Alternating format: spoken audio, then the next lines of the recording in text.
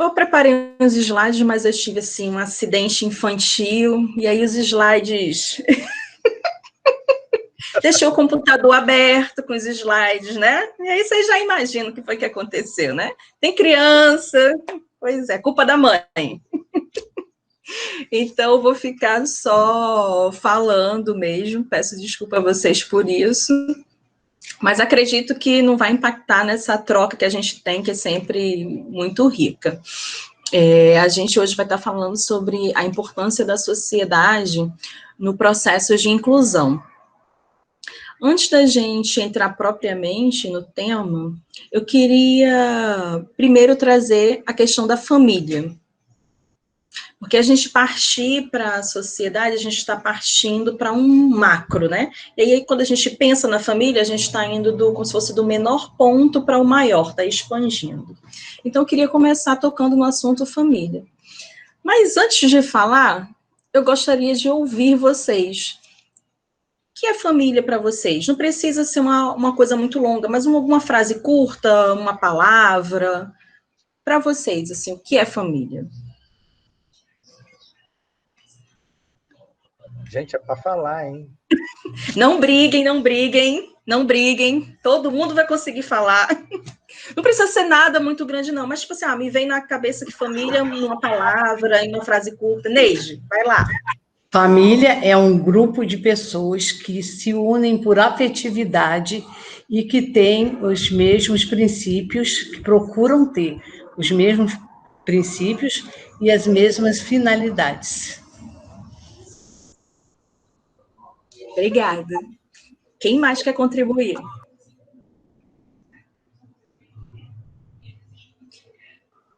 Andressa, eu acho que a família é o suporte. É a base para tudo. Obrigada. A família tem uma coisa também muito interessante, completando só tudo que já foi falado aí. Ela tem os laços sanguíneos, não é? A família tem essa característica, os laços sanguíneos. Então, é muito importante a gente trabalhar essa célula da sociedade para que a gente possa melhorar a relação entre as pessoas. Obrigada. Quem mais? Olá, Andressa. Eu acho que família é quem decidiu ficar com você de qualquer jeito, né? Decidiu não te abandonar, né? Então, para mim, família é isso. É que decidiu não nos abandonar, quem lutar com a gente, ficar com a gente. Eu não sei se vocês estão me escutando. Sim, estamos. Mas eu acho que família não precisa ter laços consanguíneos. Eu, por exemplo, eu tenho aqui na minha filha, eu tenho filhos adotivos, que têm o mesmo carinho que eu tenho filhos sanguíneos. O mesmo carinho, ou até maior do que os outros dois, eu tenho 3. Então, esse carinho é muito grande, e como disse a Marcele, a família é a base de tudo, é aquilo tudo que começa. Se você não tiver família, você não consegue falar. Nós, por exemplo, que nesse momento estamos fazendo uma família. Nós somos uma família. Voltados todos ao mesmo serviço, ao mesmo entendimento. Isso que eu entendo que a família, eu acho que está faltando isso hoje na nossa comunidade. Quando eu digo contexto inteiro do país. Obrigada. Posso falar? Pode falar, Maria. Com a Gisele, com o Celso, com todo mundo. Eu também acho que a família começa na família biológica. A mãe, o pai que vem, né? O avô, a avó, aquela família biológica, e que às vezes nem sempre está com a gente nessas horas. E nós temos também essa família por afinidade, que são amigos, são pessoas que a gente adota, como irmão, filhos, como ele falou. Eu também tenho bastante caso de adoção na minha família. Então, eu acho que família é tudo isso. Além da biológica, que é a força, ela agrega esses amigos, essas pessoas que você comunga da mesma opinião, do mesmo objetivo, como ele falou, o Celso, né? Nós aqui. Então, família é tudo isso. São pessoas que têm vínculo forte. Estão sempre juntas. Eu penso assim. É complementando, né? O que todo mundo já falou. Obrigada. Alguém mais quer falar o que para você é família? Eu acho que família é algo que transcende a tudo que a gente é ensinado quando pequenininho, né? A questão de pai, mãe. Eu sou adotada, para quem não sabe, né? A minha mãe é minha mãe adotiva, e eu conheço a minha família biológica, e o vínculo que eu tenho com a minha família biológica não chega aos pés do vínculo que eu tenho com a minha família do coração. Né? São os meus irmãos, são os meus sobrinhos, é a minha mãe, e eu, de vez em quando, cometo algumas gafes como do tipo, preencher algum documento e tá lá, nome da mãe, eu coloco Delcília Almeida de Moura. Mas no documento não é.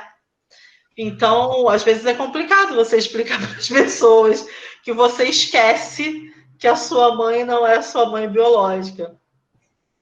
Mas eu acho que é isso. Família é algo que... Eu acho que família são encontros de alma. Eu tenho isso na minha família de criação, eu encontrei isso dentro do Lions. Quando nós fomos para o Lions Fonseca, foi muito engraçado, porque em uma reunião parecia que a gente já conhecia todo mundo há um tempão, já estava todo mundo brincando com todo mundo, um mexendo com o outro, com uma intimidade, com uma propriedade de sentimentos que são pertinentes, no meu ver, às famílias. E eu estou muito feliz por ter essas duas grandes famílias na minha vida.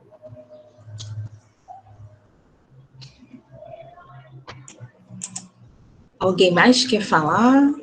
Que é família para você? Glauber está aí para falar. Fala, Glauber.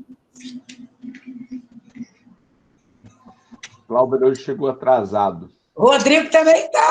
Chegou na hora, Glauber. A gente ainda está no iniciozinho. Iniciozinho, eu estou fazendo aqui uma enquete. O que é família para você? Então, você chegou na hora. Fica tranquilo. Família, para mim, é fácil definir. Família, para mim, é tudo. Não sei quem me conhece sabe disso. Não sei sair sem minha esposa, não sei participar de nada sem ela junto. Meu filho, agora que ele está com 18 anos, arrumou uma namoradinha. Gente, deixa eu repartir essa emoção com vocês. Meu filho acabou de ligar, falou assim que ele está namorando. É a primeira namoradinha dele. Ele disse que já vai colocar a menina para conversar com a Alessandra. Eu falei, filho, não vai durar 2 dias teu namoro. Ela vai colocar seu namorado para fazer faxina, moleque. Apresenta não. Família é isso, gente. É alegria, é poder compartilhar os momentos bons, ajudar mutuamente nos momentos difíceis. E eu falo para vocês, eu tenho 26 anos de casado, e quando eu casei, o casamento já era uma coisa descartável. Quem casou na mesma época que eu já largou 2, 3 vezes, não firma. E eu namorei 11 meses e 15 dias e casamos, 26 anos juntos. Eu acho que a família é isso, é você estar ali para tudo, a toda hora, e se apoiando. Adélia, aquele sorriso lindo. Olha lá, minha linda. É isso, família para mim é isso, Andressa. Obrigada, Glauber. Ele escreveu, né, aqui no chat, né, que para ele família é o nosso porto seguro, o que nos motiva e dá força e energias para continuarmos. Sempre em primeiro lugar, vencemos qualquer coisa pela família. Legal, obrigada. Alguém mais quer falar? Boa tarde, companheiros. Eu encaminhei o link da reunião para alguns professores também, tá? Que trabalham com crianças especiais, tá? Então, eu dei uma divulgada aqui na nossa região, tá? Tá ótimo, Kátia. Obrigada por estar compartilhando o movimento e que venham mais pessoas. Acho que é feito coração de mãe, sempre cabe. Bem, alguém mais quer falar sobre para você o que é família. Então, tá. Família é tudo isso, né, que cada um de vocês, né, colocou aqui. A gente, enquanto ser humano, a gente começa a nossa história de vida dentro da família. Né? É na família onde começam a ser construídos esses laços, né, essas relações espontâneas. Né? E, assim, é uma coisa que a gente não escolhe. Né? A gente passa a escolher família a partir do momento que a gente decide casar, que a gente decide morar com alguém. Então, ali é um momento de escolha, né? Mas essa família de origem, a gente não escolhe, né? A gente já entra nela e é o processo natural mesmo da vida de nós, seres humanos, né? E mesmo que a gente tenha uma família conflituosa, vamos dizer assim, né? Essa família de origem, né? Seja conflituosa, seja difícil de lidar, e a gente decide em algum momento romper laços, romper vínculos. Mesmo assim, isso você vai levar na memória, né? O convívio familiar e as marcas que ele deixou em você, mesmo que você decida em algum momento romper essas relações com a tua família de origem. Então, assim, a família é onde a gente começa, né? É onde a gente inicia, independente se essa família de origem dá tudo que a gente precisa para a gente se desenvolver ou se vai tendo faltas. Mas é ali que a gente inicia, né? É esse primeiro espaço, né, que a gente tem de afeto e segurança, né? A família promove isso. E que, independente de ser um lugar problemático, ser um local de vitimização, mas é na família que a gente inicia. E esse processo de família, a família em si, né, ela sofre, né, influências desse contexto social, desse contexto político, desse contexto cultural. Tudo isso que a gente vê ao longo da humanidade passando, a família também sofre. Então, a gente hoje a gente não tem mais aquele modelo, né, de família, pai, mãe e filhos, né? A gente tem outros modelos de família também. Né? A gente tem, às vezes, aquele relacionamento não deu certo, e aí você vai partir para um outro relacionamento, e às vezes você tem o seu filho, a outra pessoa tem os dele, e às vezes vocês decidem ter outro. Então, assim, essa configuração de família, hoje, a gente não tem como a gente tinha, né, há décadas atrás, que era esse o modelo que a gente tinha de família, e só esse contexto a gente poderia chamar de família. Então, a gente tem contextos variados, né, filhos biológicos, filhos adotivos, às vezes a pessoa é solteira e teve um filho, aí fica morando o pai e a mãe, né, ela, a pessoa que é a filha, mais o seu filho, enfim, a gente tem uma gama e uma variedade imensa de modelos familiares hoje em dia. E a gente, assim, não é nenhuma intenção a gente entrar no julgamento, o que é certo, o que é errado, a gente está trazendo só informações do que está acontecendo no mundo. Né? A gente não está aqui para fazer nenhum julgamento de valor, é uma fala muito de respeito a esses diversos modelos que existem hoje. E a família, ela é um sistema, né, que ele vai se movendo através dos tempos, exatamente por essa influência social, política, cultural. Então, a família, ela não tem uma forma linear, se a gente pensar na história da humanidade, né, ela é meio que no formato de espiral. E quando a gente está falando aqui de família, independente do modelo dela, a gente está falando aqui de família enquanto um espaço onde todos se influenciam, seja direta ou indiretamente, né? Então, assim, todo mundo naquele sistema está um influenciando o outro a todo momento. Então, assim, ela é um conjunto, né, de pessoas que podem possuir ou não um grau de parentesco. a família ela é uma instituição social que deve proporcionar ao ser humano um suporte emocional, econômico, social e que possibilite esse sujeito a ele se desenvolver. Então, família é tudo isso que vocês falaram, né?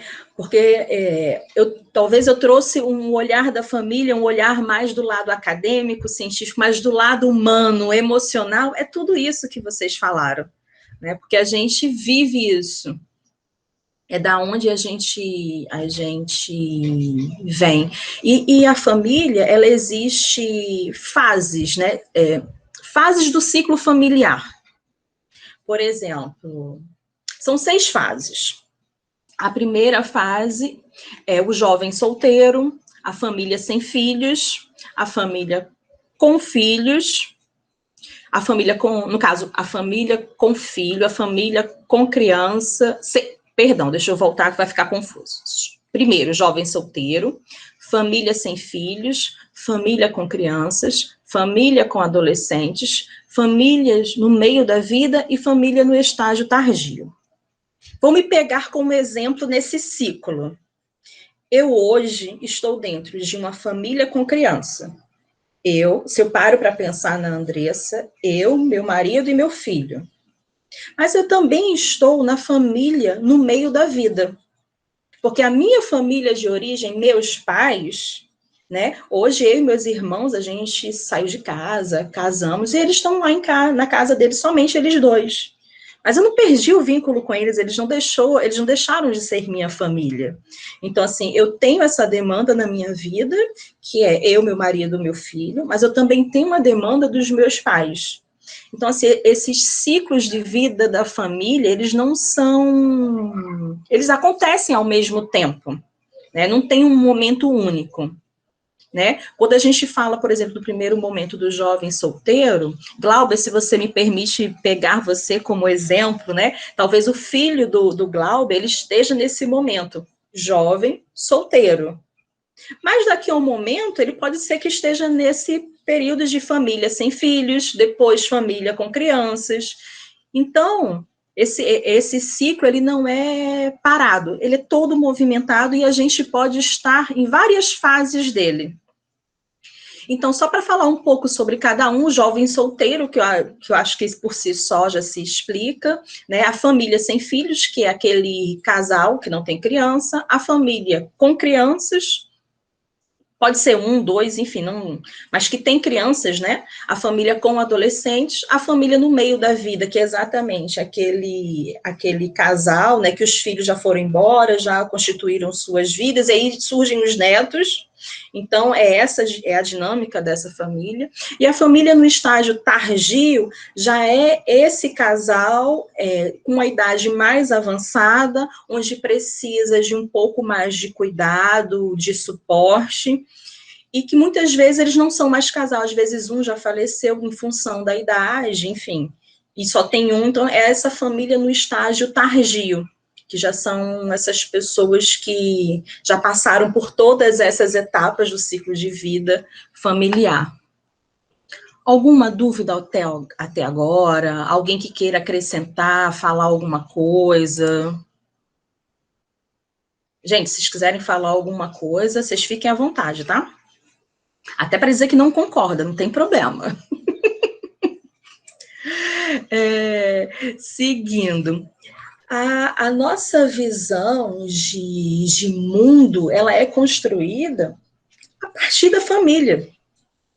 Porque, assim, a família é esse primeiro grupo social que a gente convive. Então, assim, ela vai influenciar na forma como a gente vai ver o mundo. Vai influenciar nos aprendizados, nas relações. A família influencia a gente desde o momento que a gente nasce até, mesmo quando a gente já está mais velho, donos de si, aí ela ainda continua nos influenciando. Independente, assim, do que independente do que você depois, né, você cresceu, está naquela família, ela te influenciou com todos os teus valores, visão de mundo e tudo. Você pode, quando crescer, né, concordar com isso ou não concordar com isso. Mas ela te influenciou de alguma forma. Vou dar um exemplo de uma aula que eu assisti essa semana, né? A pessoa, ela se deu como exemplo na aula dela, falando que ela tinha uma dinâmica familiar que ela não conseguia entender, por exemplo, como a mãe dela continuava casada com o pai, porque era uma relação muito conflituosa, muito difícil. E aí, na cabeça dela, ela não entendia, mas quando ela cresceu, aquilo para ela, em termos de aprendizado, foi o que ela não queria para a relação dela, no que diz respeito a homem e mulher. Então, se aquilo foi positivo ou se foi negativo, mas para ela serviu como aprendizado do que ela não queria. E aí ela procurou traçar um outro caminho. Então, a família da gente vai influenciar nas nossas decisões, sejam por, digamos assim, por exemplo, no sentido, né, de a gente dizer assim, nossa, muito bacana isso, e eu quero aprender a ser assim, eu quero ter esses valores, ou do ponto eu dizer, não concordo, eu não quero isso para minha vida e vou seguir um outro caminho. Mas ela influencia. Independente, a gente assim, não está aqui para questionar nem avaliar qual é o melhor ou o que é o pior, porque a gente sabe que existem realidades diferentes no mundo. Né? A gente sabe que vão existir famílias que vão dar todo o suporte para que aquele ser se desenvolva de uma forma saudável, e vai ter outras que não vai ter esse suporte. Então, independente de como isso vai acontecer, a família vai influenciar na visão de mundo do sujeito. Enfim, né, acho que a gente, além da teoria, na prática, a gente percebe isso muito bem, né, que o papel da família na construção do ser humano é algo, assim, importante e inquestionável. Né, eu acredito que, por tudo que todos falaram aqui, a família influencia e não tem dúvidas, né, disso. E essa influência na construção da formação desse ser humano vai influenciar nos valores dele, nos princípios, né? Na forma que ele tem na forma como ele se vê e na forma também como ele vai estar vendo esse mundo. Uma coisa também que eu acho que é importante a gente estar falando é a questão da falta de apoio dentro do ambiente familiar, né? Muitas vezes, lógico, vão ter situações e situações. A gente está aqui falando de uma forma onde as coisas aconteçam de modo saudável, né? A todo momento, essa fala da família, até mesmo quando eu perguntei a vocês o que era a visão de cada um, a gente está trazendo uma visão da família enquanto uma visão saudável das relações que acontecem ali dentro. Então, a falta de apoio dentro desse ambiente familiar, muitas vezes deixa com que o indivíduo ele fique meio sem referência, que ele não se sinta pertencente àquele grupo.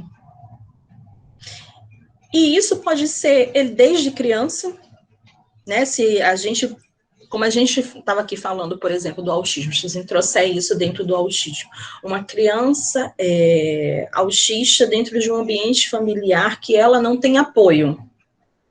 Vocês conseguem perceber os danos que essa criança vai ter de não se sentir pertencendo àquela família, de não se sentir pertencente àquele grupo, né, e de não ter uma referência do que é família? Então, isso não só acontece dentro do autismo, mas acontece da família como modo geral. Quando a gente não tem esse apoio familiar, é lógico que isso machuca, isso dói, isso vai fazendo que a gente perca essa referência dessa família, e se isso é uma constante, a gente vai deixando de se sentir pertencente àquele grupo, que foi o que foi falado aqui, né? Por exemplo, pegando o Lions, né, que a gente se sente pertencendo. A Adélia trouxe uma questão, se num clube, né, não tá tendo apoio, né, de uma determinada campanha, mas se pode interligar com os outros. Então, esse sentimento de pertencimento, né, que até ela falou que essa questão tecnológica ajudou muito a isso. Então, a gente se sente pertencendo, né? Alguém, quando entra, pelo menos vou falar por mim, eu entrei no Lages que eu me senti pertencendo àquilo ali, eu senti que eu tinha apoio, que eu tinha referência. Então, isso também acontece dentro do contexto familiar. E aí, a família, ela é uma referência e é um espaço onde deveria, pelo menos, acontecer promoção da saúde emocional, saúde emocional, valores pessoais, para essa criança e para esse adolescente, porque ele vai se desenvolver e vai para o mundo, com essas referências que tem, né, em casa. Então, a família, ela auxilia no processo de aprendizagem. Eu não falo de aprendizagem só na questão escolar, mas nessa aprendizagem que a gente tem enquanto ser humano que se relaciona. Uma psicóloga chamada Ana Bock, eu acho que ela é até de São Paulo, ela fala que as crianças, desde o nascimento, elas estão constantemente se relacionando com adultos. E isso influencia nos processos internos, nos processos psíquicos. E à medida que ela vai crescendo, ela vai levando isso. Então, assim, a gente precisa olhar para essa criança que está na família, né? O que essa família está passando para a criança? Porque ela influencia na formação desse sujeito. E lá na frente, ela vai influenciar também no sujeito que ela está levando para a sociedade. Porque enquanto está pequenininho, ok, mas quando cresce, que vira um adulto, esse sujeito vai para a sociedade e leva essas questões também. Até aqui está tranquilo, está ok, fez sentido? Que bom. E aí, eu gostaria de abrir um parênteses para falar da escola. Porque quando esse indivíduo, né, pensando numa criança, ele nasce, a família é o primeiro contato social, a partir do momento que ele cresce, qual é a primeira instituição que ele vai? É a escola. Então, a primeira instituição que ele vai é a escola. Então, a escola, ela também tem relevância, ela também começa a influenciar nesse sujeito. Então, a escola, ela é um lugar, né, é uma instituição de educação, mas ela não pode também perder a sua visão para a cidadania. E principalmente quando a gente fala de inclusão. Então, ela tem, né, essa questão de ensinar, do processo de aprendizagem, mas ela também tem uma questão ali social também. Então, é importante a gente perceber isso, né, que esse sujeito, ele sai da família, que foi esse primeiro contato social, e vai para a escola. E lá ele vai se relacionar com outras crianças, ele se relaciona com esse professor, com essa estrutura dessa escola, que cada escola também, né, vai ter a sua estrutura e a sua forma de ver aquele sujeito. Porque dependendo do olhar da escola para o processo de aprendizagem, aquilo está por trás da forma como é que ela olha para aquele sujeito.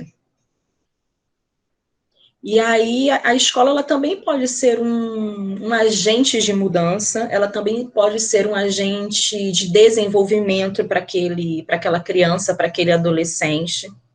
Ela também é um meio ela também é uma instituição para potencializar aquele indivíduo.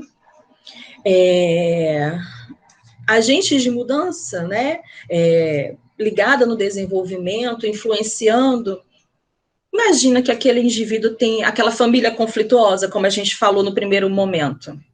Se ele vai para a escola, né, e ali ele consegue ver outros tipos de relação, olha como isso influencia. De repente, ele está acostumado com relações conflituosas e chega na escola, ele vê uma outra relação. Então, ela também pode promover mudança. Porque, inevitavelmente, a gente compara. nosso, é da natureza, né? A gente faz comparações. Não estou falando comparações como uma forma negativa nem pejorativa, não. Porque, nossa, a gente compara. Então, a escola ela também tem um papel importante, porque, como eu falei, ela lida com o processo de aprendizagem, mas ela também tem toda uma questão social, né, por trás. Até tem um autor chamado, acho que é Sarmento o nome dele, que ele fala que a escola é o primeiro pilar da socialização da criança. E que ela tem, né, uma importância tanto na construção da experiência escolar que aquele indivíduo tem, como ela também tem importância na questão da aprendizagem da cidadania. Então, achei esse pensamento do Sarmento, achei assim que cabia muito bem nessa nossa conversa aqui de hoje. Então, a gente falou da família, passamos pela escola, e aí vamos para a sociedade. Assim, a sociedade é uma palavra que vem de origem do latim, e que ela significa associação com os outros. Então, nós vivemos com os outros. E aí, hoje, dentro da sociologia, existe um questionamento sobre o conceito de sociedade. Porque eles falam que com a globalização, com esses avanços tecnológicos, aquele conceito de sociedade enquanto um conjunto de pessoas que compartilham a mesma cultura, os mesmos costumes, isso meio que cai por terra. Um exemplo somos nós aqui, né? Tem gente do Rio, mas tem gente de São Paulo, e do Rio tem gente de cidades diferentes, e a gente está aqui compartilhando através da tecnologia. Então, ele fala que a globalização, os avanços tecnológicos ajudam a desconstruir esse conceito mais clássico do que é a sociedade.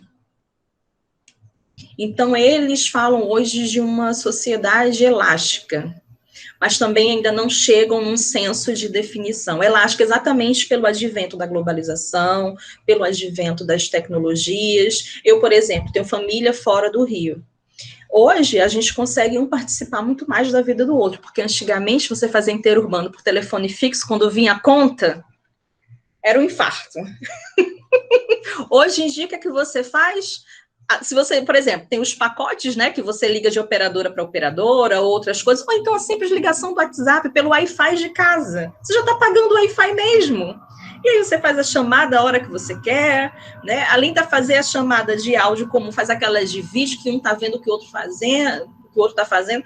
Muitas vezes mesmo eu estou em casa e aí alguém da família faz a chamada de áudio, o celular vai para a cozinha e eu estou lá cozinhando e falando, e o que você está fazendo? E como é que você faz? Então, assim, realmente, elástica por causa disso. Talvez a gente não fica mais hoje tão restrito, né, à nossa casa, aos vizinhos. A gente, com esse avanço, a gente se estende. E aí esses costumes, esses hábitos culturais, eles também vão se estendendo. Então, hoje, falar de sociedade em termos de uma definição, de um conceito preciso e exato, a gente não tem, em função desse novo mundo também que a gente está vivendo, né? Que tem tanta coisa que a gente ainda está ali vendo como é que acontece. Mas, saindo da questão do conceito, né, do que é a sociedade, a gente começa a perceber que a sociedade, ao mesmo tempo que ela influencia a família, ela também influencia a escola. E aí, que sujeito é esse que vem para a sociedade? Se ele vem de uma família conflituosa, se ele vem de uma escola que também não olhou muito para ele, que indivíduo é esse que está na sociedade? Às vezes eu fiz, né, uma palestra, tem uns meses já para uma universidade, e aí um aluno me questionou: porque você está falando muito da pessoa, do sujeito, do indivíduo, mas a sociedade que não olha para ele. E eu falei, como é que a gente pode querer que um indivíduo que não é saudável vá para a sociedade e olhe para essa sociedade? Ele não consegue olhar, porque ele não é saudável, então ele vai perpetuar esse modelo não saudável dentro da sociedade. Então, até para a gente se colocar nessa postura de sociedade e dessa associação com os outros, a gente precisa, se a gente não está saudável, não está equilibrado, é isso que a gente vai desenvolver nessas associações. É por isso que tem tanto profissional da saúde que fala, nossa, o mundo está com muita gente adoecida emocionalmente. Então, por isso que eu achei que era pertinente a gente fazer, voltar um pouco para esse ciclo menor, para a família, para depois a gente chegar para a sociedade, para a gente entender a importância que a gente tem dentro desse contexto familiar, como esse indivíduo olha, como ele vai construindo tudo isso e como ele chega na sociedade. Às vezes o indivíduo ele não consegue perceber a inclusão, às vezes ele não consegue perceber a diferença, porque isso também não foi passado para ele. Até quando eu estava preparando esse material para trazer para vocês, me proporcionou algumas reflexões. E aí a gente, quando fala, por exemplo, de inclusão, a gente está falando de incluir o que é diferente, entre aspas, nessa sociedade. Quem de nós, ditos normais, somos iguais? Eu acho que ninguém. Por mais que a gente tenha pontos em comum, a Gisele falou que está tendo que se despedir, que o marido está com Covid, vai dar uma assistência lá. Então, nós somos diferentes. Se nós, né, tivéssemos essa cultura de olhar para o diferente, a gente com certeza não estaria falando de inclusão. Porque entre nós mesmos, ditos normais, a gente já teria essa consciência que somos diferentes. E a gente nem estaria comentando sobre isso. Mas a gente tem ainda, na sociedade, essa coisa que a gente tem que caber na caixinha. Então, as caixinhas, elas não são variadas. É a caixinha do que é normal e a caixinha do que é diferente. Então, quebrar tudo isso, leva tempo. E esses sistemas, a família, a escola, a sociedade, eles acontecem ao mesmo tempo e todos eles vão se influenciando. E até a própria escola, que a gente fala muito, né, principalmente dentro dela, a questão da inclusão, né, pode ser que tenha alguém lá que não tenha um problema de neurodesenvolvimento, mas que tem uma dificuldade de algum processo de aprendizagem. E é diferente. Então, todos nós somos diferentes. Todos nós, em algumas situações, precisaremos ser incluídos. Mas existem algumas dificuldades que são um pouco maiores do que outras. E aí a gente fala da inclusão, por a gente não ter esse olhar para a diferença, né? Até a gente mesmo na própria família, quantas vezes a gente fala assim, mas você não é igual ao seu irmão se comporta. E aí o que é que eu estou reproduzindo lá na sociedade? Eu tenho que caber na caixinha. Então, é importante a gente refletir um pouco sobre esse processo de inclusão, não só para a sociedade, mas para a gente dentro da família, a gente dentro da escola, para a gente começar esse movimento. Porque quando a gente fala só da sociedade, é muito grande, mas eu preciso ter um movimento um pouco menor que eu consiga. Porque muitas vezes eu posso até dizer assim, inclusão, isso, mas eu não paro para perceber do meu lado que às vezes a pessoa que eu convivo, ela não tem problema nenhum, mas ela tem dificuldade em algum ponto. E coisas podem ser coisas simples do dia a dia. E aí eu não paro para perceber. Então, todos nós somos diferentes. A partir do momento que a gente conseguir se olhar como os diferentes, mas que isso não é demérito de ninguém ser diferente, a gente vai ampliar nosso olhar para dentro das nossas casas, para dentro das escolas e para a nossa sociedade. E aí a gente vai poder olhar com outros olhos para as pessoas com autismo, para as pessoas com TDAH, para as pessoas com deficiência intelectual e qualquer outro transtorno, qualquer outro distúrbio, qualquer outra dificuldade. Então, a gente precisa começar isso, às vezes, no micro, dentro da família, para poder a gente ir caminhando para o máximo. Então, eu quis trazer essa fala para a gente ver o que a gente pode fazer até com a gente mesmo. Esse olhar de incluir, não é incluir, é incluir principalmente aqueles, né, que a gente está levantando aqui a bandeira do autismo, e existem outros que estão também, mas também esse olhar para dentro da nossa casa, de incluir, de repente, aquela pessoa que não tem problema nenhum, mas que tem mais dificuldade em pontos menores, e eu não me incluo. Então, a gente precisa ter isso muito dentro da gente, para poder a gente conseguir fazer esse processo de inclusão maior aqui fora. Porque se a gente tenta fazer esse maior aqui fora e o menor aqui dentro, fica algo meio capenga. Então, a gente precisa trabalhar esse dentro para poder vir com esse para fora. Pelo menos foi assim a linha de raciocínio que eu desenvolvi para trazer para vocês o tema, e que eu acredito. Pode ser que outras pessoas não comunguem, não compartilhem, não acreditem que essa ideia, ok, eu respeito, mas é o que eu acredito que a gente consegue fazer esse movimento de diferença se a gente parte de dentro para fora e não de fora para dentro. Bem, é isso. Não sei se Del entrou. Cássia? Andressa, ela teve um problema, ela está tentando chegar, mas eu acho que não. Tá, então tenho algumas coisas que eu sei que fazem parte da questão dela, posso colocar? Tá, então eu vou dando uma... E você fala... A gente vai trocando, então, nessa segunda parte, então, pode ser? E aí, assim, quando a gente estava se preparando para trazer esse tema para vocês, a gente acredita, né, que o grupo de apoio à família é um grande potencial que a gente tem para exatamente fazer esse processo de inclusão na sociedade.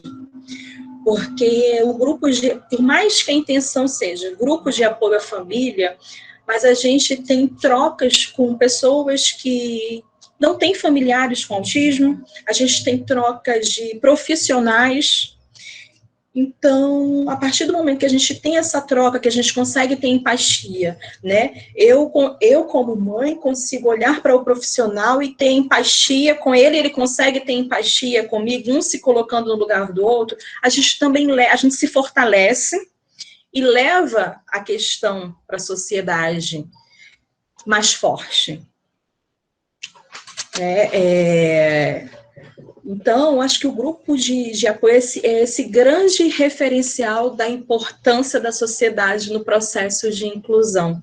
Porque não é só, por mais que ele tenha o nome família, mas eu acho que ele serve para todos nós. E às vezes nós vemos quantas coisas nós aprendemos e conseguimos levar para a nossa vida pessoal, independente de ter um autismo ou não dentro de casa. Então, a gente acredita que ele é um grande exemplo disso. Cássio, quem falando? Bom, acho que muito bem colocado esses pontos que a Andressa abordou, né?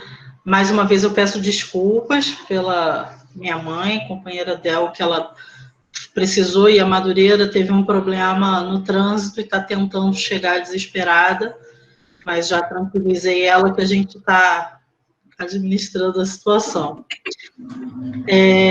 Bom, o grupo de apoio, ele surgiu com base, né, numa angústia muito grande que a gente tinha em perceber pessoas famílias de pessoas com autismo em que precisavam de um apoio, precisavam ter um espaço para trocas sobre suas angústias, sobre suas experiências, suas vivências.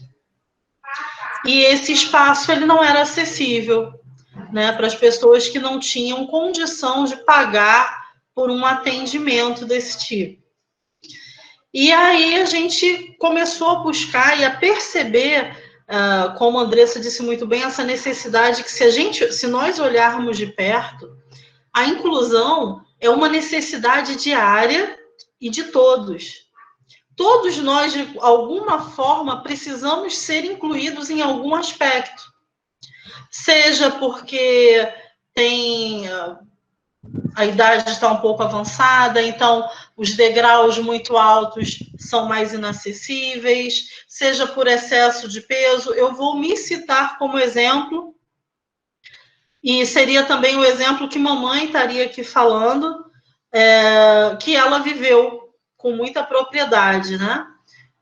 Todos os companheiros que me conhecem sabem que eu sou obesa, venho tratando, e a minha mãe também, né? Minha mãe chegou a ter 280 quilos. Então, ela não conseguia andar.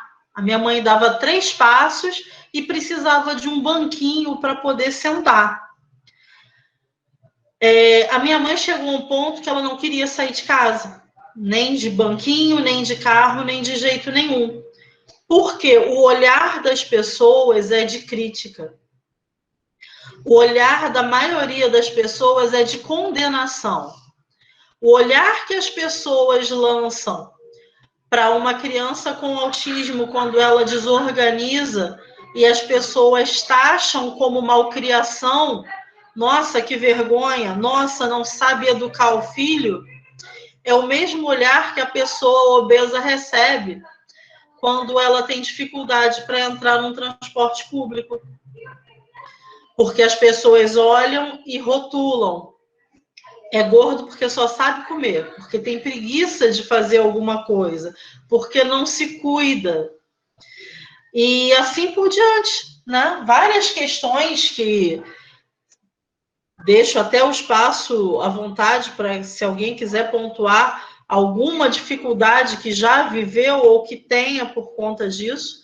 Mas um outro exemplo... Eu queria dar um exemplo meu, pessoal, posso? Pode. Bem, eu, quando não era mãe, tinha toda uma teoria de qual mãe eu seria. E aí, Cássia falou do olhar, eu me vi nessa situação. E aí, tipo assim, quando ia no mercado, que via aquela criança se jogando no chão, eu olhava com aquele ar de dona da verdade, que sabe de tudo, de mãe de 500 crianças. Essa família não sabe dar limite. Essa criança é mal educada. Olhava com aquele ar de reprovação. Gente, eu tô falando, mas não acho isso bonito, não. Me envergonho daquela postura que eu tinha. E aí, sem ter passado nunca pela experiência de mãe, sem saber o que era mãe, só na teoria, na prática, tudo muda, tudo fica diferente. E aí, hoje, quando eu olho para mim, eu falo, nossa, quanta arrogância de achar que sabia alguma coisa e não sabia de nada. Hoje, por tudo que eu passei na minha vida, quando eu vejo, eu falo, nossa, o que está acontecendo ali? Será que aquela criança está com dificuldade de se colocar e aquela família também com dificuldade de entender? Alguma coisa está acontecendo ali. Ou é de um lado, ou é do outro, ou é de ambos. Que a coisa não está fluindo. E aí eu confesso que hoje eu vejo e procuro até não olhar para poder fazer com que o outro não se sinta ofendido, que eu estou olhando para poder ter um julgamento sobre a vida dele. Eu vejo e tento fingir que não vi para o outro não se colocar nessa postura de se sentir diminuído. Então, eu acho que o que a Cássia está trazendo é super pertinente. Quando ela falou isso da questão do olhar, eu lembrei dessa minha experiência de que achava que sabia o que era mãe, e hoje, com a experiência de saber o que é mãe, de não saber tudo, mas de ainda estar sabendo, porque eu acho que a gente vai aprendendo todo dia um pouco o que é ser mãe, o que é ser pai, enfim, a gente vai todo dia aprendendo o que é ser um ser humano melhor. Então, eu fico olhando e falo, nossa, ainda bem que a maturidade traz isso com a gente, né, a sabedoria que a gente vai construindo, graças a Deus. Era só para compartilhar essa experiência.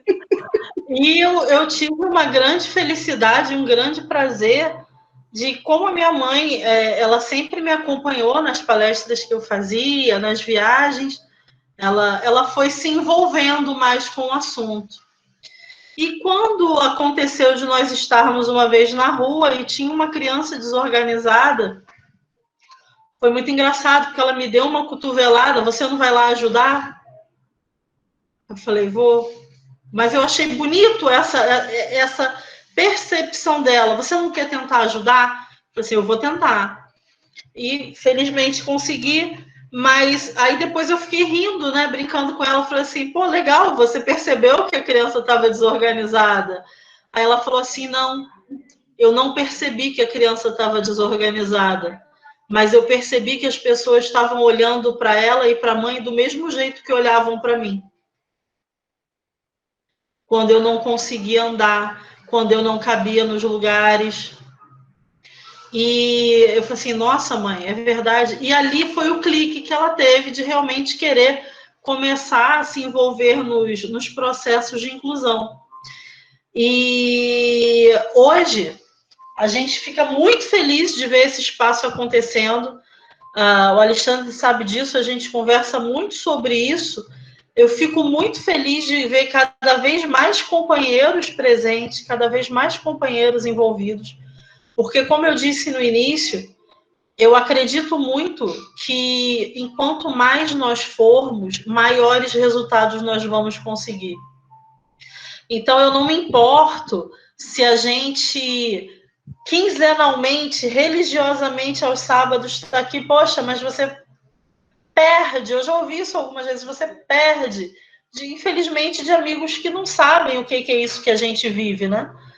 Você perde parte do seu sábado, de 15 em 15 dias, para ficar discutindo inclusão, para ficar falando. Isso não é perder, isso é investir na sociedade que eu quero. É investir na sociedade que eu desejo deixar para os meus sobrinhos. Hoje, eu não tenho um filho com autismo, mas eu não sei se um dos meus sobrinhos vai ter. E eu quero que, se isso acontecer, seja com autismo ou com qualquer outra deficiência, eles tenham uma condição de desenvolvimento, eles tenham uma sociedade pronta para recebê-los.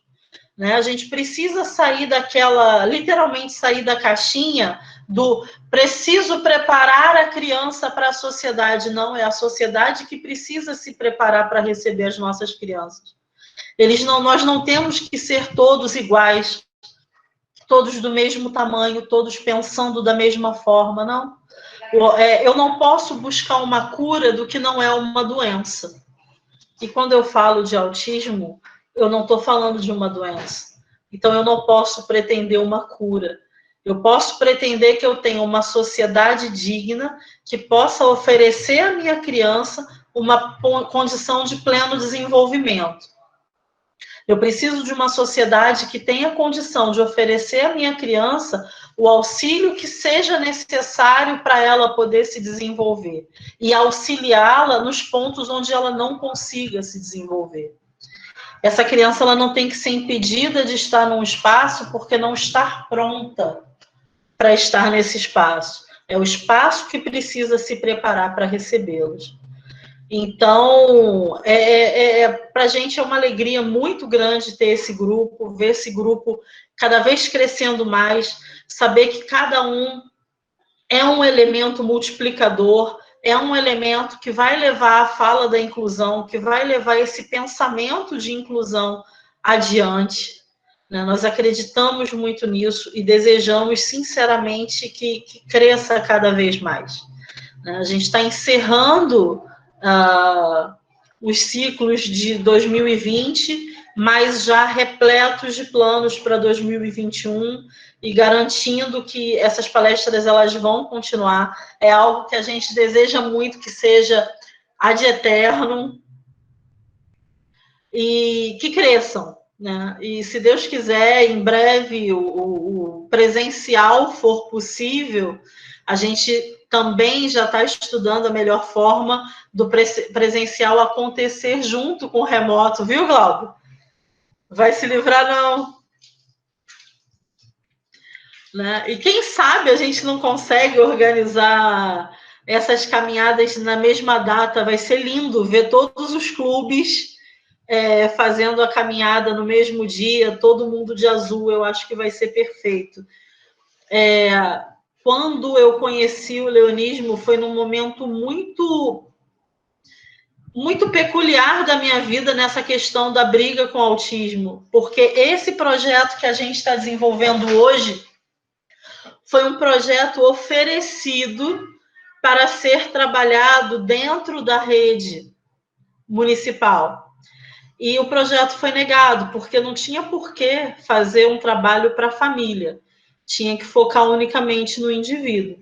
Mas a gente acredita cegamente que não adianta você dar condição apenas para o indivíduo, você precisa deixar uma família pronta para que essa família possa atuar no desenvolvimento desse indivíduo, para que essa família tenha condição de brigar pelos processos de inclusão.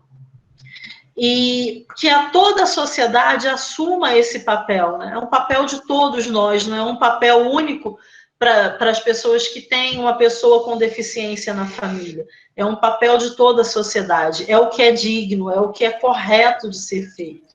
E é o que a gente vai continuar brigando, é o que a gente agradece muito por ter encontrado no leonismo o solo fértil para germinar essa semente, e a gente acredita muito que a médio prazo a gente vai ter colheitas incríveis aí. Acho que a gente vai conseguir colher muita coisa boa.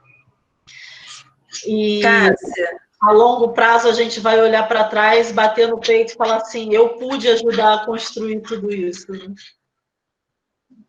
Cássia, a Luciana Silva levantou aqui a mão, não sei se ela quer falar alguma coisa, já tem um tempo que ela levantou. Você quer falar, Luciana, alguma coisa?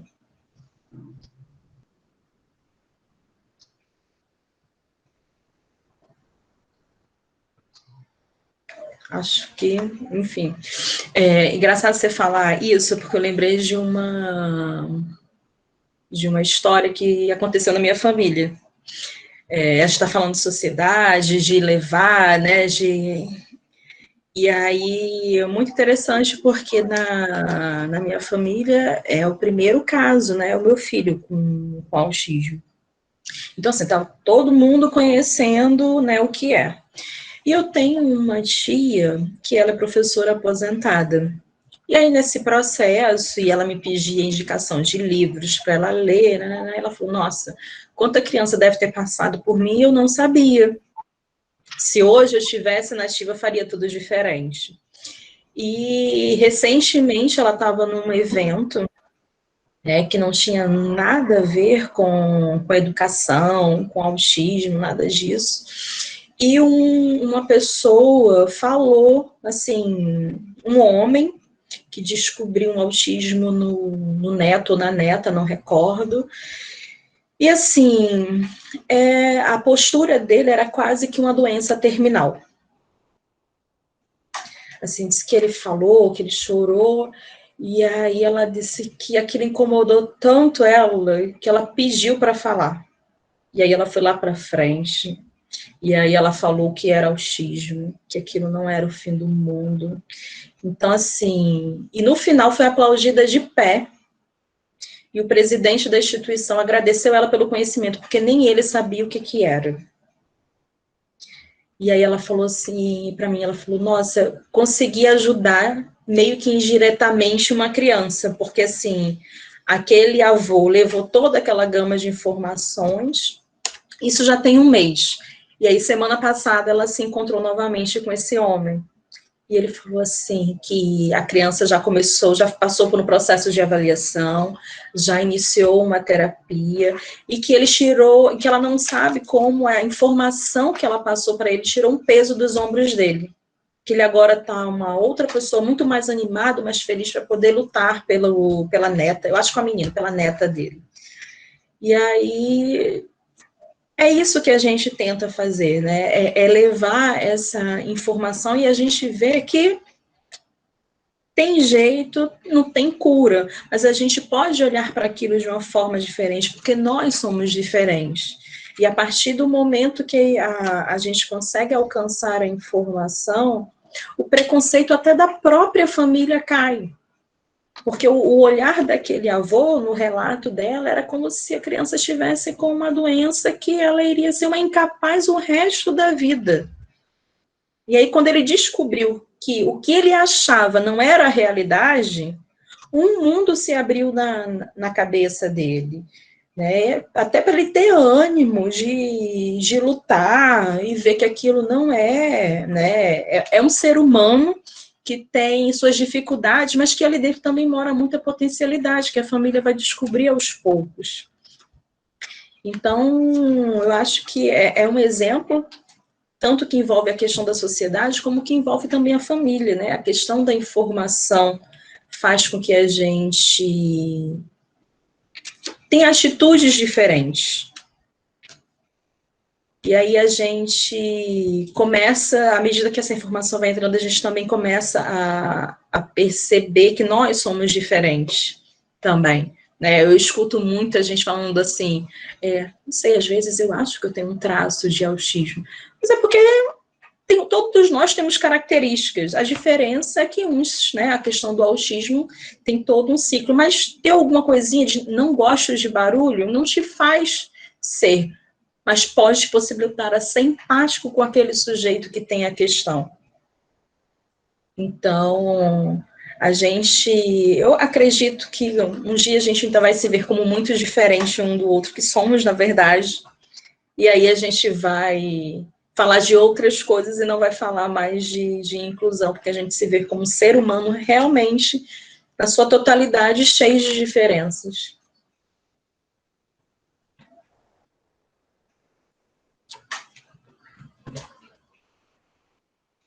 Com certeza, com certeza. E que esse dia não tarde a chegar, né? Que chegue breve, né? Que a gente consiga perceber que ser diferente é normal, não tem problema nenhum em ser diferente. Na verdade, é muito bom, né? Se fosse todo mundo igual, seria chato demais. Mas o que você acha da gente dar agora jaula aberta para que todo mundo coloque seus pontos de vista a respeito? Eu acho ótimo. Por favor.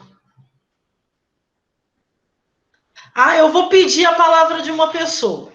Eu vou pedir a palavra, André, você fala assim, é bom a gente nunca forçar as pessoas a falar, cara.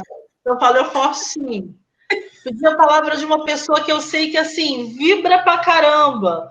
Embora na reunião fique quietinho, meu companheiro querido Alexandre. Fala pra gente seu ponto de vista, que eu sempre gosto tanto.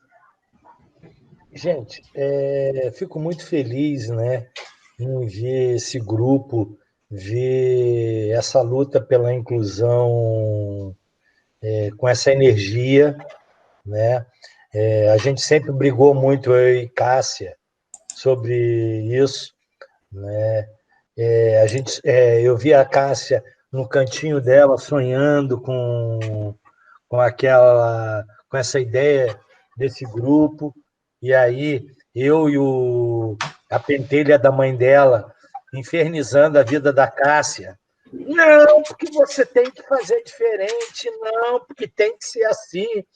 E a Cássia sonhando, e a gente dando pilha.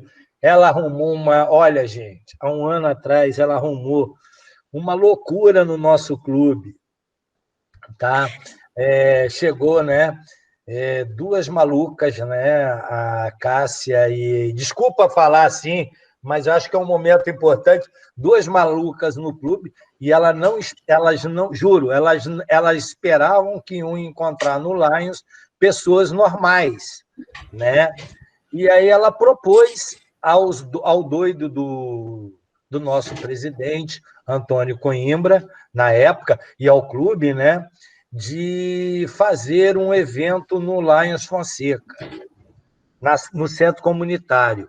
Gente, vocês não sabem o que é o horror que foi, a loucura que foi, porque saiu um negócio assim, vamos que vamos, e os leões apoiando, eu lembro até hoje, juro, eu olhei aquele negócio e falei assim, Deus, aí eu lembro que estava a Cássia, né, que ela não aparecia na hora, a Cássia é malandra pra caramba, ela meteu o pé na hora da organização, aí a gente ficou, eu, Tuninho, Cris, Márcio, todo mundo lá agitando aquele negócio, a Cássia, aí fizemos... Bom, resumo, a Cássia trouxe alegria para o nosso clube e a Del com essa proposta, foi maravilhoso, a gente viu tanto os leões novos do clube, como ela viu todos os leões antigos do clube trabalhando, o nosso saudoso Zé Pedro, que estava no primeiro momento, no dia da organização, da arrumação lá, não, porque tem que mexer na caixa d'água ali, o Wilton, todo o clube, o Gustavo lavando louça, dando exemplo, nosso companheiro, todo o clube trabalhando. E ela fez o nosso clube comprar essa causa, brigar por essa causa, fazer a inclusão. Nós sonhamos hoje alto com isso, tá? Parabéns a vocês aí para nós, né? Pelos primeiros 6 meses desse sonho, vamos tornar realidade. A gente sabe que vamos ter um problema em breve, delicioso esse problema, que agora, depois daquela primeira que a gente botou 100 pessoas dentro do centro comunitário, tá? Servindo almoço, Thelma tocando piano, Cristiane, enfim, olha, uma loucura total no clube, né? Mas sacudiu a galera, ela viu que realmente todos ali eram leões de fato, tá? Todo o clube trabalhando. A gente hoje sonha em resolver os problemas, como a inclusão dos não moradores de Niterói, porque agora a gente tem isso. A gente agora arrumou um outro problema. Nós vamos ter que... Não é só a inclusão do autista, não é só a inclusão... Não, nós temos a inclusão dos companheiros que não são de Niterói. E nós vamos ter que fazer isso, e cada vez mais a gente vai lutar. Muito obrigado a vocês. Nós tivemos um presente desse trabalho do belo que a Cássia nos trouxe junto com a Del. Nós tivemos a Andressa entrando no clube, isso é um presente. É gostoso hoje você entrar numa sala virtual, onde você não conhece as pessoas, mas saudar, como a Gisele, torcendo aí para o marido dela, que vai, com certeza, passar por esse sofrimento, que muito bem o nosso companheiro Glauber anteontem falou para mim uma coisa. Gente, e a gente deve até pensar, eu não vou nem falar, eu peço até que o Glauber diga o que ele falou para mim, e eu peço que vocês passem a prestar muito atenção no valor da vida, tá? Muito obrigado a vocês por me permitir participar de um grupo, de um Lions Club tão alegre como o Lions Club que a gente faz parte. Obrigado a vocês, obrigado à nossa presidente, Cris, que está aí, por motivar a gente, comprar todas as ideias, porque só é um bando de maluco, gente. Olha, para ser do Lions Fonseca, tem que ter uma carteirinha. Do Hospital de Jurujuba, para quem não conhece, é um hospital de maluco de Niterói. Todo mundo, ninguém bate bem da bola aqui no clube, tá? Mas muito obrigado a vocês por nos permitir servir realmente a quem precisa ser incluído. Tá? Parabéns. E benditos sejam os loucos, né? Porque os normais estavam deixando o mundo muito ruim.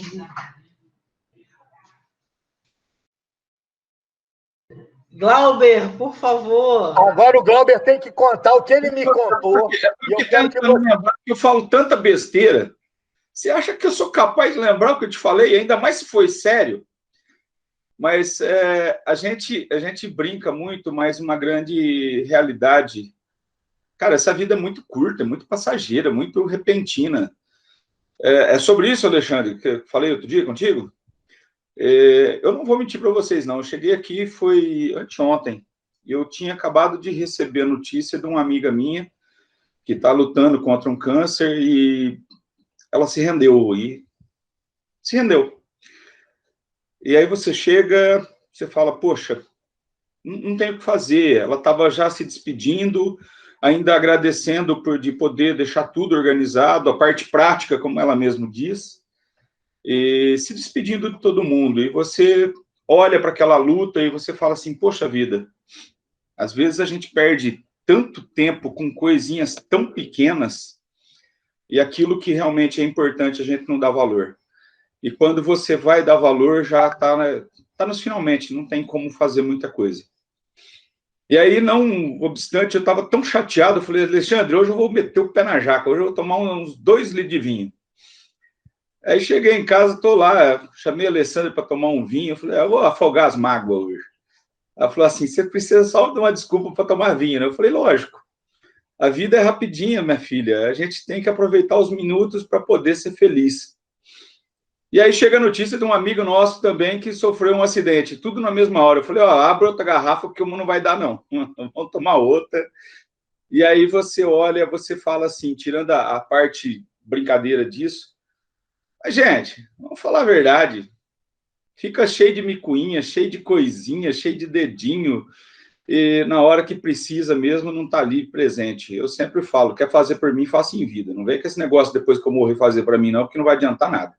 Então, a gente vive, faz, e curte as amizades, curte aquilo que vocês gostam. E em relação à participação nesse grupo, Andressa, Cássia, eu sou o mais beneficiado dele todo. Tá? Para mim, abriu horizontes, abriu uma vida nova, me tirou algumas inseguranças, vocês sabem disso. E eu só tenho a agradecer. E do resto, nós vamos tocando o balde aí. Mas, Alexandre, quando for assim... Certo, companheiro Glauber, temos que fazer em vida mesmo, mais do que certo. É isso aí. Mas, o companheiro Alexandre, quando eu falar alguma coisa, você anota, viu? Bom, ele não contou, mas ele falou uma grande verdade, que daquele dia que ele falou, e não precisamos esconder, foi o acidente que aconteceu com o nosso companheiro Renato, que eu acho que todos nós estávamos em oração, esposo da companheira Karina, que, graças a Deus, agora está só dando trabalho, agora ele só quer fazer palestra e, em vez de se cuidar da saúde, né?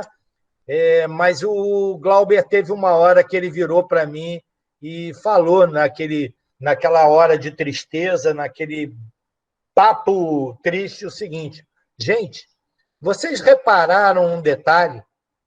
A nossa vida hoje foi resumida a 14 dias.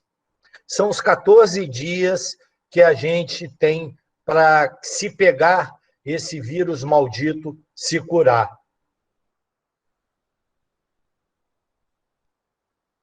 É para cada um fazer a sua reflexão, tá? E pensar nisso, né? O Glauber não lembra, mas ele virou, Alexandre, a nossa vida hoje foi reduzida só a 14 dias. São os 14 dias que nós temos. Fala bem esse menino, hein? Fala bem. Para sobreviver. E aproveitando até, Glauber, o que você falou, eu queria pedir que todos, dentro da sua religião, todas as suas crenças, nós fizéssemos uma prece, tá? Para que, dentro desses 14 dias, diversos companheiros do nosso movimento leonístico e pessoas do mundo inteiro estão nessa fase, e na pessoa do nosso querido amigo, nosso companheiro Ivan Lindenberg e a sua esposa Virgínia, que estão hoje no Hospital Icaraí, brigando pela vida, que Deus coloque a mão dele e que eles voltem a nos continuar nosso convívio de alegria. Tá? Então, por todas as pessoas do mundo que estão naqueles 14 dias que o Glauber falou para mim, tá?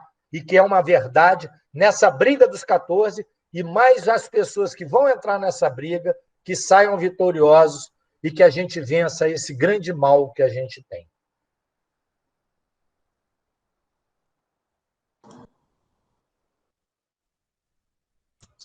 É isso aí, gente. Só tem 14 dias. Daqui 14 dias, não sei como vai ser, não. O que eu posso falar para vocês é que eu vivo hoje.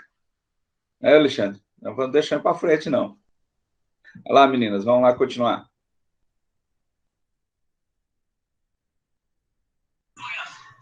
Pode encerrar você, Andressinha. Bem, gente, nem sei o que falar, confesso que eu fiquei aqui com tanta reflexão e realmente o que o Alexandre falou, que o Glauber disse dos 14 dias, assim, eu realmente... E é uma pura verdade, assim, porque aqui em casa meu marido ficou internado uma semana e é bem por aí mesmo. Eu acho que quem passou isso muito pertinho, quando houve essa fala, concorda absolutamente com isso. Né? É um filme que passa assim, na cabeça da gente e realmente a gente começa a ressignificar as coisas. Bem, agradeço a presença de todos. Espero que essa conversa, porque eu nem digo que foi palestra, porque eu acho que essa troca, né, que todos nós tivemos, eu acho que foi um bate-papo gostoso, né, que essas trocas a gente leve e consiga fazer algumas reflexões e ser agente de promoção, né, de mudança em nós e consigamos levar isso para mais pessoas. É isso. Bom final de semana a todos. Não sei se a Cris quer falar alguma coisa para finalizar, para fechar. Nossa, presidente, desculpa, até comentar. Foi até completando, Andressa, o que o nosso companheiro Hélio, do clube, falou na nossa reunião, na segunda-feira, do hospital. Ele falou, gente, eu nasci novamente. Vamos nos cuidar, e mostrou o amor à vida dele. Ele, do leito do hospital, ele mostrando, vai continuar internado, acabei de saber pelo nosso companheiro Gustavo, mas ele, graças a Deus, conseguiu vencer o Covid-19.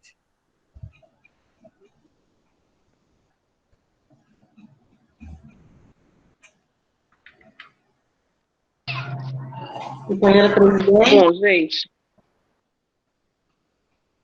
estão conseguindo me ouvir? Minha internet está horrorosa, por isso que eu estou quietinha aqui. Gelando o tempo inteiro. E está caindo também.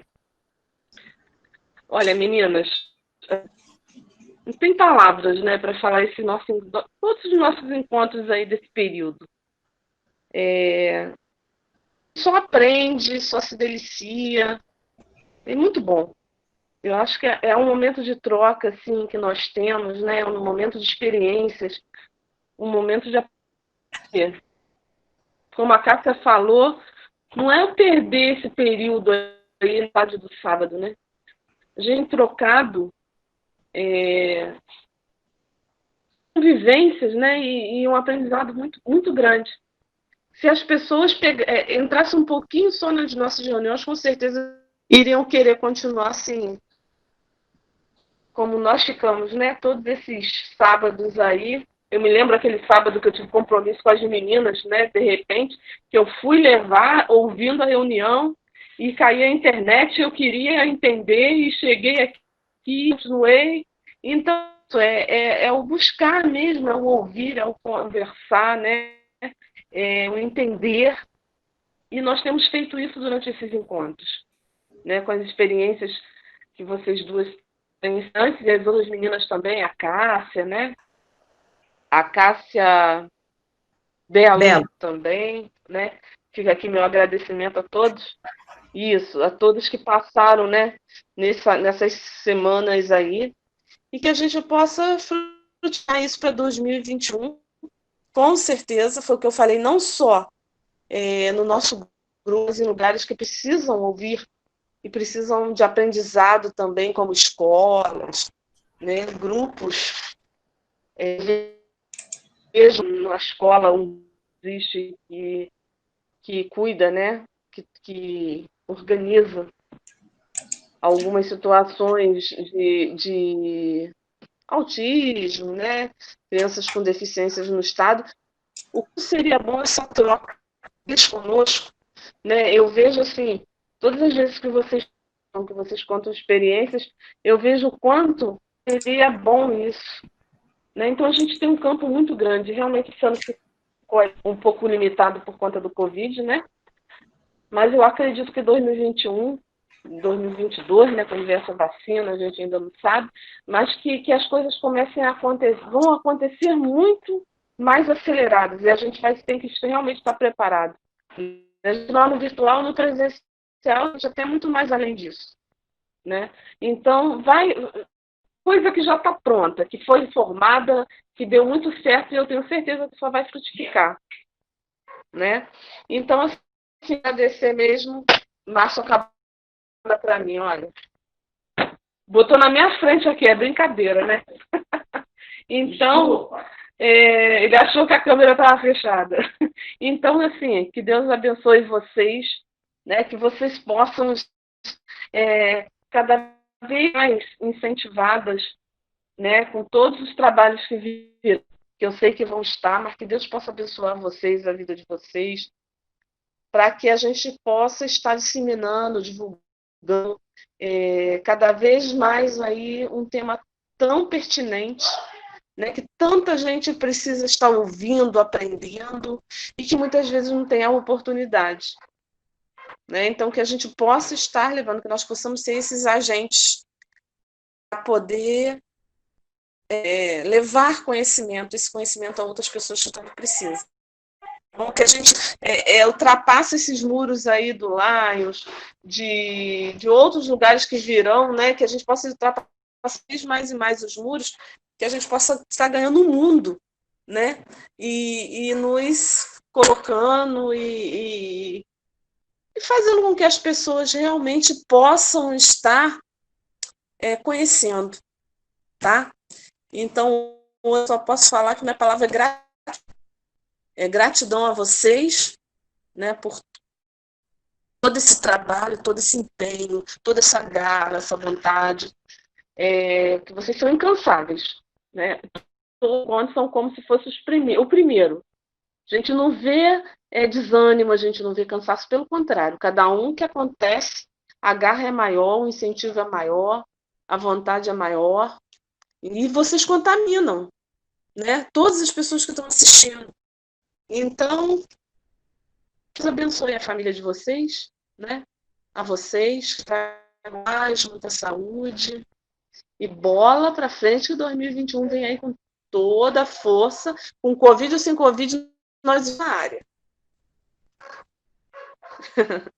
E não esquecemos, dia 19 nós temos de novo o encontro, né, meninas? A gente podia fazer uma grande festa de Natal da família, né? Sim, dia 19 a gente tem o grupo de apoio à família, daqui a 15 dias. Aí é o último de 2020.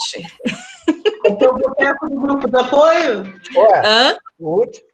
O boteco do grupo de apoio? Nós vamos ter Andressa, nós vamos uma pausa. Uma pausa para as festas de Natal e Ano Novo, e começamos depois um pouquinho. Mas a gente podia